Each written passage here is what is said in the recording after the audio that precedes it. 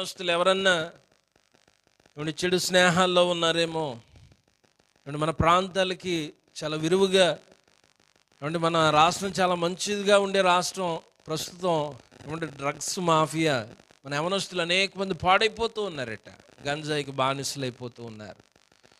ఏయో ప్రాంతాలు కాదు, ముఖ్యంగా మనకున్న ప్రాంతాల్లో చెరువులో భీమారం అధికంగా కనబడుతూ ఉంది. ప్రార్థన చేయాలి మన ప్రాంతాలను బట్టి. మన యవనస్తులు ఎవరైనా బంధకాల్లో చెక్కబడుతున్నారే, మనం అనుకుంటున్నాం మన పిల్లలు వెళ్ళి కాలేజీలో చక్కగా చదువుకుంటున్నారండి, ఇప్పుడు మన పిల్లలు వెళ్ళి చక్కగా వారు వృద్ధి పొందుతున్నారని మనం అనుకుంటున్నాం, కానీ చెడు స్నేహాల వల్ల వారు ఏమైనా పాడైపోతున్నారేమో. అలాగే చెడు ప్రేమలు, అవి కూడా అనేక సార్లు ఆ ప్రేమ సక్సెస్ కాలేదని ఉరిపెట్టుకుని చనిపోతున్న యవనస్తులు ఉన్నారు.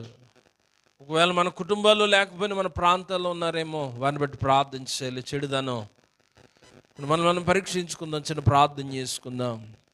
సర్వోన్నతుడా మీకు వందనాలు. యూత్ ఫర్ క్రైస్ట్లో ఇటు రీతిగా నేను కొన్ని నిమిషాలు మీ గ్రంథంలో కొన్ని మాటలు ధ్యానం చేయటానికి మీరు ఇచ్చిన కృపను బట్టి మీకు వందనాలు. మాటలు చిన్నవే కానీ దేవా, సమాజంలో అనేక మంది యవనులు ఈ బంధకాల్లో పట్టుబడ్డారు.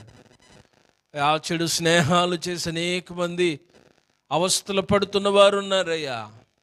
చెడు స్నేహాల వల్లనైనా వెళ్ళకుండా మార్గాలు గుండా వెళ్ళి వారి భవిష్యత్తులను పాడు చేసుకున్న వారు అనేక మంది ఉన్నారు. దేవా, చెడు ప్రేమల వల్ల దేవా, ఇదిగో తండ్రి, కుటుంబాలను పాడు చేస్తూ తల్లిదండ్రులకినైనా కన్నీటిని మిగిల్చేవారు. దేవా, ఇదిగో మా ప్రేమలు ఫలించలేదని బలవన్మరణాలు పొందేవారు అనేక మంది ఉంటూ ఉన్నారు. దేవా, చెడు స్నేహాల వల్ల కుటుంబాలనైనా నిందల పాలు చేసి తల్లిదండ్రులకు అపకీర్తి తెచ్చే బిడ్డలు అనేక మంది ఉన్నారయ్యా. మా బిడ్డలు కానీ మా స్నేహితులు సన్నిహితులు ఎవరైనా ఉంటే, మా కుటుంబంలో ఎవరు లేకపోయినా మా పరిసర ప్రాంతాల్లో ఉన్న బిడ్డలు పెట్టి ప్రార్థన చేసే భారం మాకు దయచేయండి.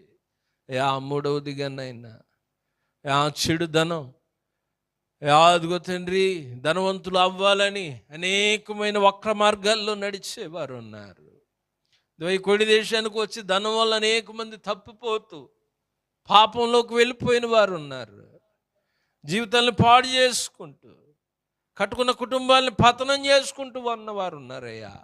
ఆ చెడుదనం మా కుటుంబాల్లోకి కానీ మా హస్తాల్లోకి రాకుండా కృపనివ్వండి నాయన. మా బిడ్డల చేతుల కష్టార్జితం వారు అనుభవించడానికి సహాయం చేయండి. మీరే గొప్ప కార్యాలు బిడ్డల పట్ల జరిగించమని, వినిన వాక్యం వారి హృదయాల్లో ఫలభరితంగా చేయమని యేసు నామంలో అడిగి పొందుకున్నాము తండ్రి.